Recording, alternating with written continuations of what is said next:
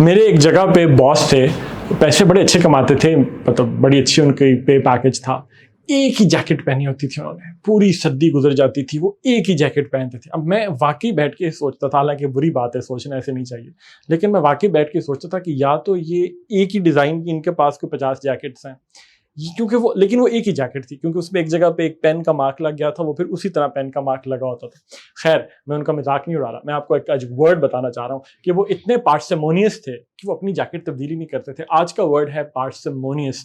پارسیمونیس adjective ہے. پارسیمونیس کا مطلب ہوتا ہے بہت زیادہ ٹائٹ فسٹڈ. اب ٹائٹ فسٹڈ اس کا آپ سمجھ لیں ایک سینونیم ہے، جو بالکل پیسے نہ خرچ کرے، بہت ایک قسم کا کنجوس، انولنگ ہو پیسے خرچ کرنے کے لیے.